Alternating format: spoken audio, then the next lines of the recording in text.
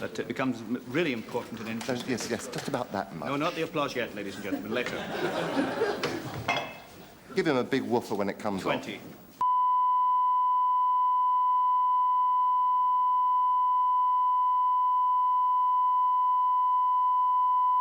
10, 9, 8, 7, 6, 5, 4, 3. Behold, the complete guide to one-upmanship, the art of winning without actually cheating. Based upon gamesmanship, lifemanship, and one-upmanship by Stephen Potter, and adapted by Barry Took for the BBC, by special arrangement with Open Road Films, and starring Richard Briers. And this week, golf. Good evening.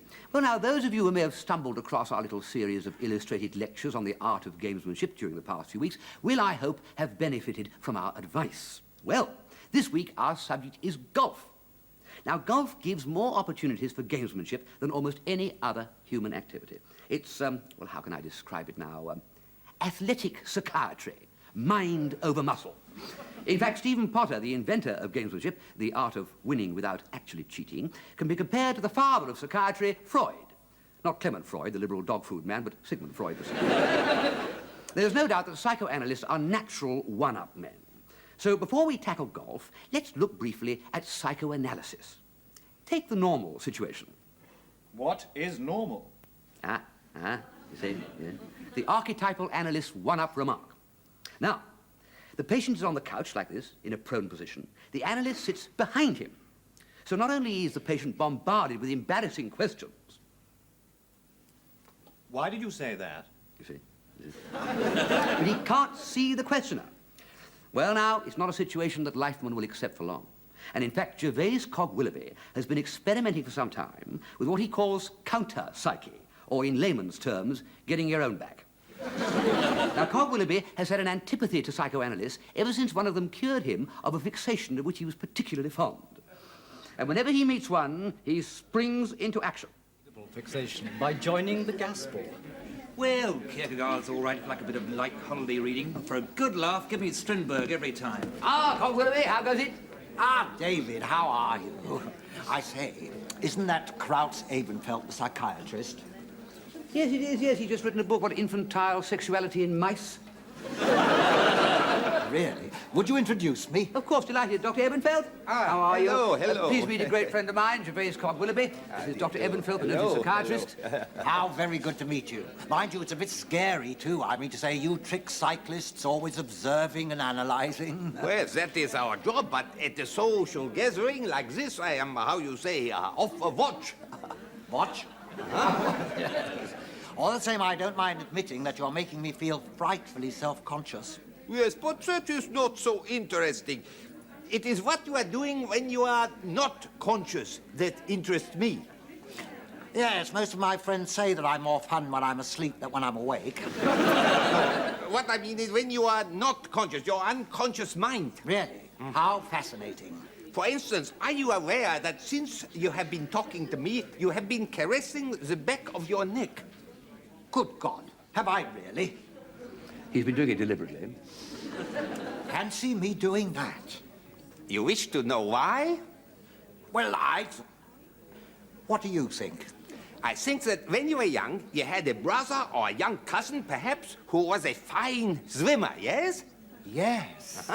And at the same time, you yourself were not such a fine swimmer, no? No. And I think that talking to me reminds you of your own, what was to you, shortcomings. And the action of the hand on the back of the head reminds you of the lapping of the water as you lay there, floating and sinking. Sinking? Thinking that you also would like to be a nice swimmer. You don't know how glad I am to hear you say that. Glad? You mean that I have helped to uncover these hidden truths and release the tension in the guilty associations, perhaps, of the water and your own feelings of inadequacy, huh? No. No? No. No, no. Glad that you, of all people, subscribe to the doctrine of 95. 95? How was this 95? 1895. The doctrine of unconscious reaction to nervous habits, as expounded by Hart-Steinholz. The Hart-Steinholz doctrine. Hart-Steinholz? How was this Hart-Steinholz? Sounds like a foreigner. How well I remember my grandfather telling me that the great Dr. Freud himself once said of Hart-Steinholz in that queer English of his, "This cookie has stumbled on something big." Very interesting. Yes, I thought you might find that interesting. Cheers. This fellow is mad as a hatter.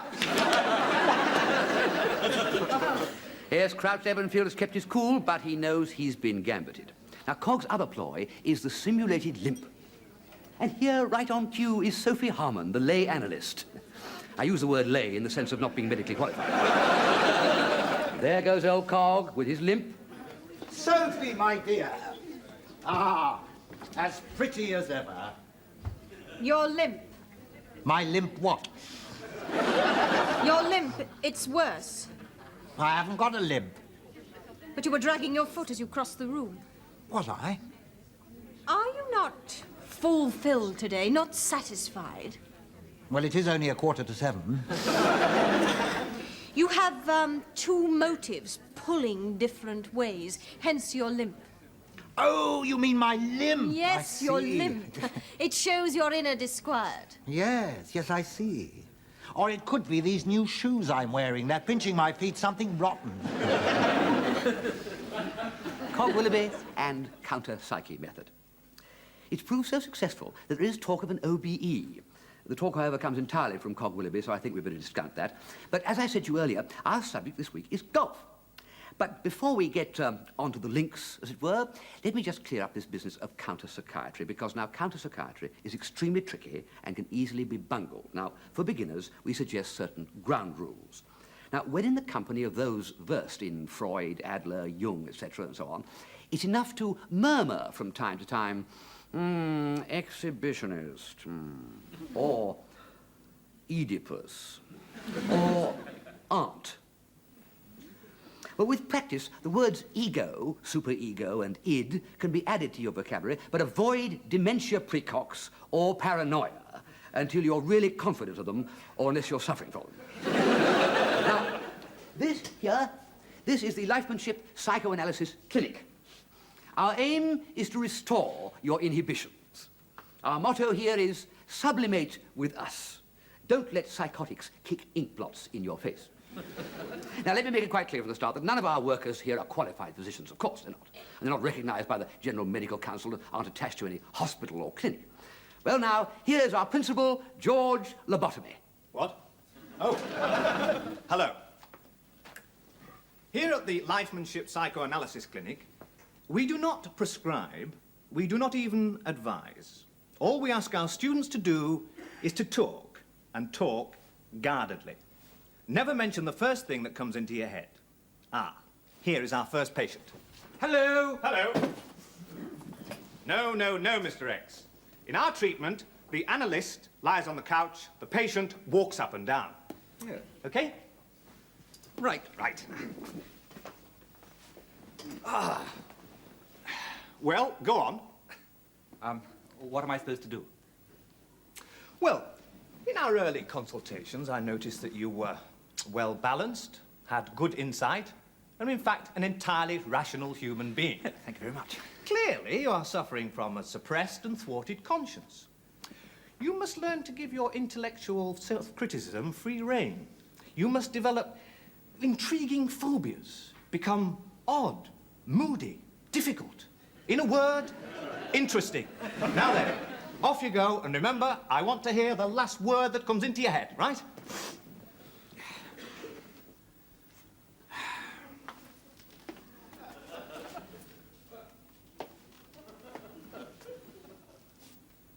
What? Oh. How long does this course take? Well, as long as your money holds out. Let's say, 4 times a week for 6 months at £10 a session. How's that? £40 a week for 6 months. That's almost £1,000. But, my dear fellow, it's a mere trifle, a mere trifle. It's a special spring offer. You also get trading stamps on your way out. Ask yourself this question. Which is more important, money or ill health?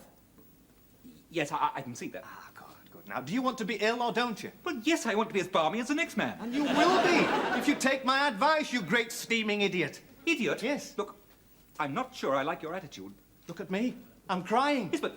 Listen, matey, I don't need you. You can push off if you want. The streets of London are swarming with the healthy, the normal, the well-adjusted. They need me too, you know. Yes, I'm sorry. Good. Now that's very good. You're apologising for something that's not your fault. That's very good indeed. Go on, dummy. I'm beginning to dislike you intensely. My dear fellow, in 6 months' time, you will loathe me.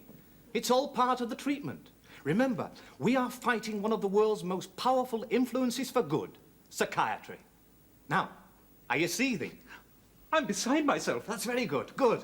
Your personality is beginning to split already. I can see that. Now, off you go. That's enough for this session. And remember, try and forget any dreams that you may have had. Thank you. Good. Oh, tell me, will I ever lose my sense of proportion? Oh, eventually, yes. But it will take time. Remember, megalomania wasn't built in a day. Horizon, please copy. And now, golf.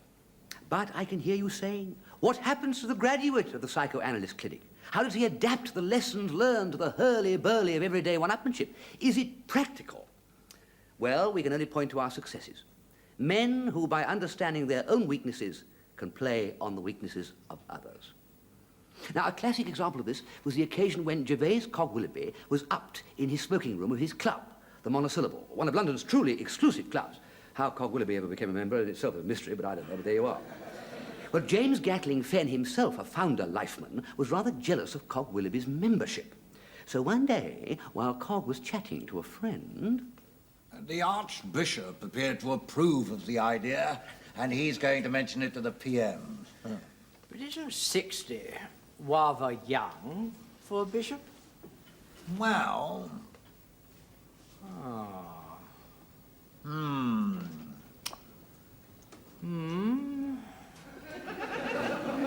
Yes.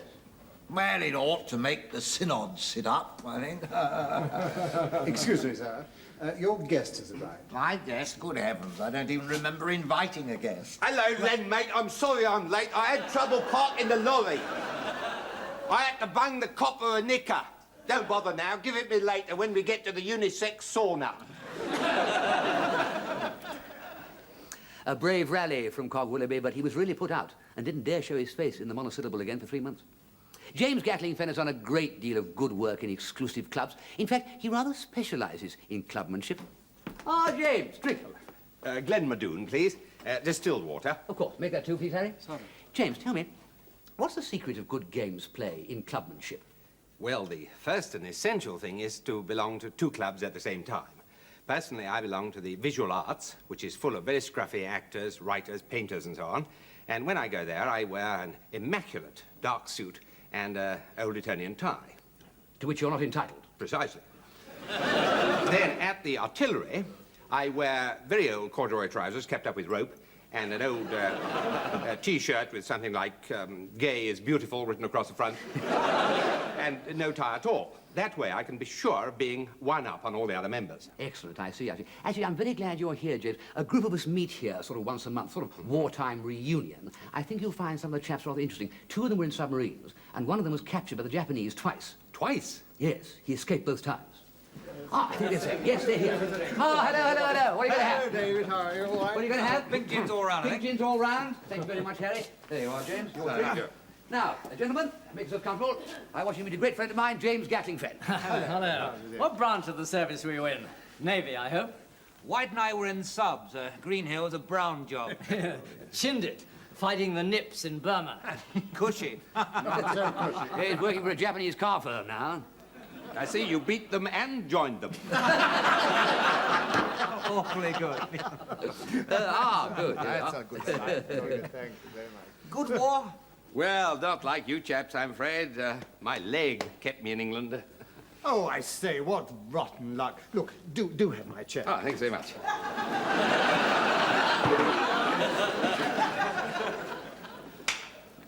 Yes, well, I did have one or two scares, of course. Well, not exactly scares, but I was living in Manchester at the time, and, well, just outside in Sale, and it wasn't the front line, it wasn't the firing line, but it wasn't many miles from the Holocaust. We used to feel sorry for civilians in those days. Well, we did rather bear the brunt. Did Sale ever have an air raid? My dear David, it was over Sale that the stricken Junkers 88s used to jettison their cargo of death. One did on the night I'm describing. Most of the bombs fell in a field nearby, but one incendiary fell pretty close. Pretty close. Well, too damn close. I happened to be fire watching at the time, and a fragment fell, oh, not 10 feet from where I was sitting. Well, I knew what I had to do. I wasn't exactly frightened. I just found myself doing it. It was just as if I was guided by another hand. Gosh. What did you do? Well, I got hold of a trowel and I threw some earth over it. While it was still smouldering. It was as if I was acting in a dream. While Mostyn here was after the Bismarck and George was raiding Saint Nazaire and Bill was going through hell in Burma. Don't I just know it, you chaps? I mean, you're risking your lives every day, every hour. That's why I was so pleased that night in Sale, I was able to come face to face with the harsh realities of war. Wasn't a big fragment, wasn't big. It was big enough, big enough. I could see it glowing in the distance like a livid eye. I can't stand any more of this, I'm awfully sorry. He makes me so angry. I mean, he probably did less in the last war than anyone I know. But even so, in spite of all that, there's a part of me that takes my hat off to him for his faultlessness in gamesmanship. Upmanship in a nutshell. But now, at last, we arrive at tonight's subject, golf. Now, I always say that golf is a game of pure skill, and luck scarcely enters into it. All you need is physical fitness, good eye, cool nerve, and a natural aptitude for games. That's what I always say. The truth is that fitness counts for less in golf than almost any other sport. Luck enters into every minute of the contest, and all play is incidental to and conditioned by gamesmanship. Oh, come along, David. Our young opponents are waiting. They have been for 25 minutes. Yes, indeed. Off we go. Oh, nearly forgot. Yes, but first, the Lichfield choristers to sing a hymn of praise to the best of games. You what? No. Golf. Golf requires the utmost dedication, an understanding wife, and a good set of clubs. Assuming that you hope to reduce your handicap, take careful heed of the following rules and hazards. If your ball becomes embedded in a tree trunk, you must not climb into the branches in order to play it.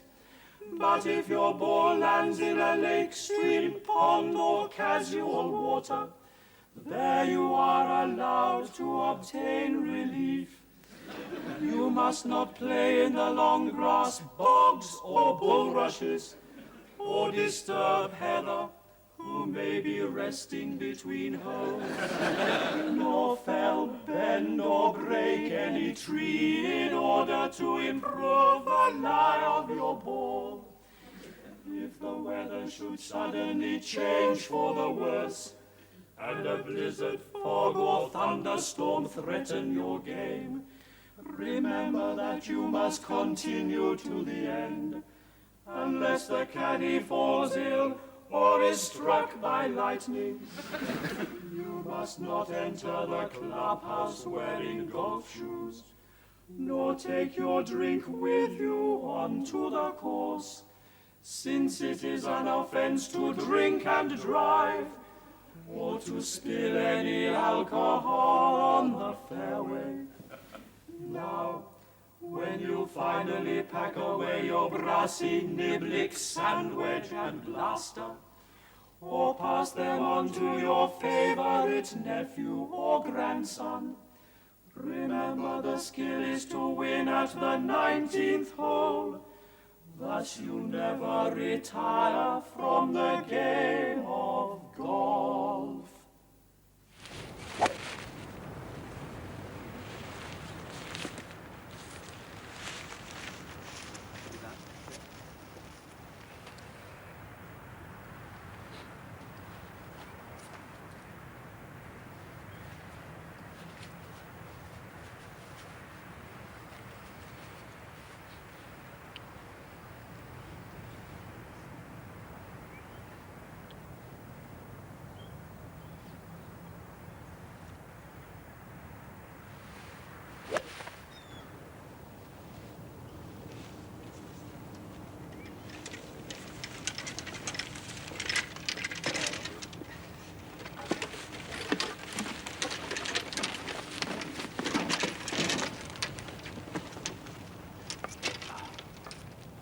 Much of a muchness.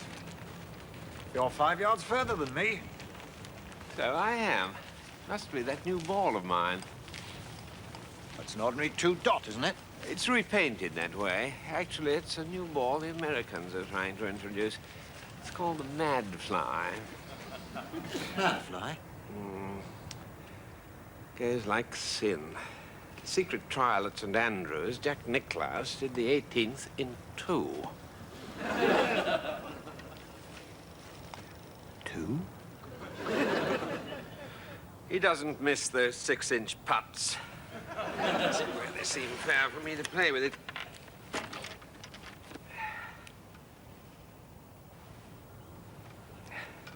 After you. Oh, shot. Good.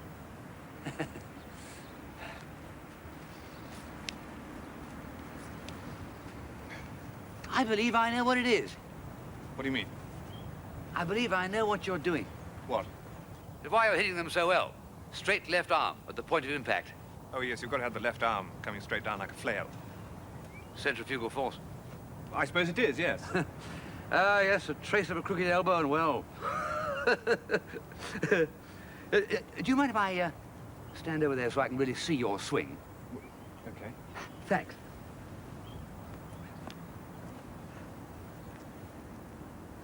Go ahead.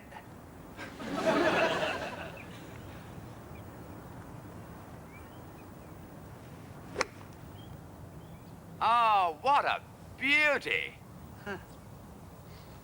Even though it wasn't as clean as some of the shots you've been hitting. Wasn't it? Wasn't it? I must watch that.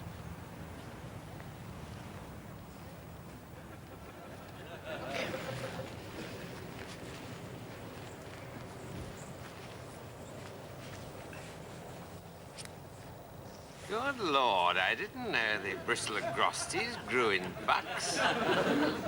What? Nice little grass with a very sharp leaf. Soil should be sandy here. Yeah, well, it's sandy enough in this bunker. What a day, though, hmm? What a day! It looks like rain. It's a real constable sky.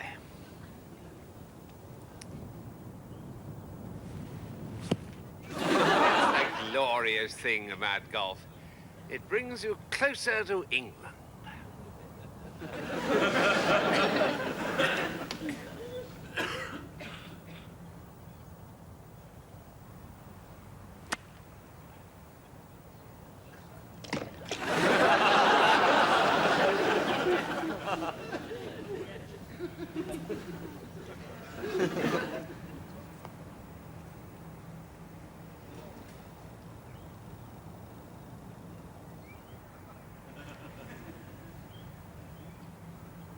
Wait a minute! What's wrong? Lady golfers! Lady golfers? Where? Walking right across your line of sight. I can't see anyone. What? I said I can't see anyone! Bang in the line of sight. Ought to be shot. Try Try it now! Look, would you mind? I'm trying to putt. Sorry.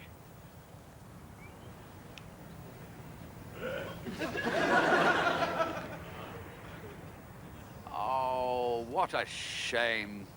Looked a sitter, too. Huh. Those lady golfers must have put you off. Grand girl Pat is. Oh, yes. Yes, isn't she just? Of course, you see quite a bit of her, don't you? Well, we are very old friends. Yeah, I thought so.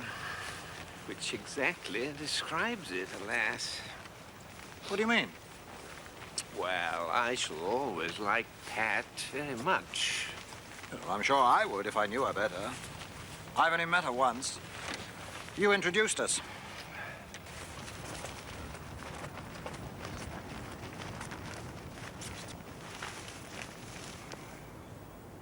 Funny thing, she was talking about you only the other day. Me? She likes you very much. Oh, I doubt if she even knows of my existence. On the contrary, she's very much aware of it indeed. Damn your eyes.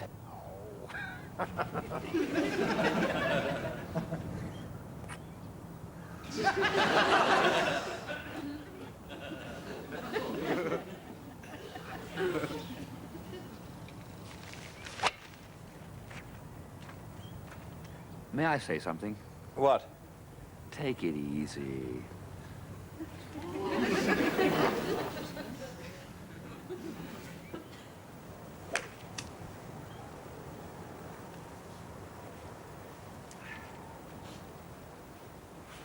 Well done. Well, I ought to play well today. Oh, why? Free man. One of the idle classes. Redundant. I say. I am sorry.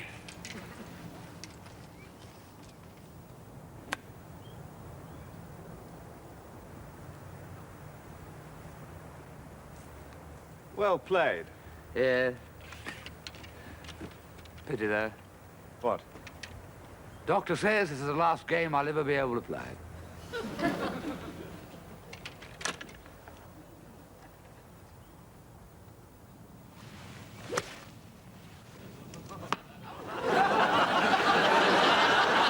Oh, I say, what bad luck.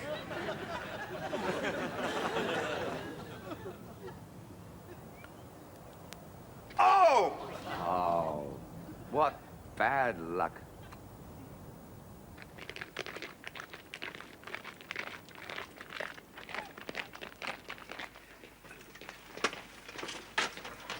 Well, David, quite against the run of play, and with the greatest of good fortune, then we appear to have won. So we do.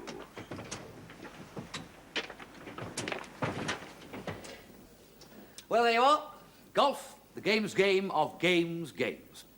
Well, gamesmanship has been developed with great success over many years now and has made the name of its creator, Stephen Potter, immortal. Well, although Stephen is no longer with us, the work of the Yeovil School has continued, and recently many new ploys have been developed. Now, for instance, there is royaltyship, which is the playing of ball games, especially golf, in a crown. This is, of course, restricted to royal persons, or persons who believe they're royal. Now, our Hampstead group are working on geniusship, which consists simply of living in Hampstead. Then there's TV-manship, the art of criticising programmes without having seen them. And the government are now developing hands across the seamanship, which is the art of borrowing money from the Shah of Persia. Or indeed anybody. Well, there it is then. A bright future for one-upmanship. But as far as all of us here are concerned, it is, for now at least, goodbye. There's one-upmanship and gamesmanship and life-manship you know, and womenmanship and movemanship and weekmanship for all, and yachtmanship and boatmanship and shipmanship for more. Rolling up means don't keep for us. In the name of Stephen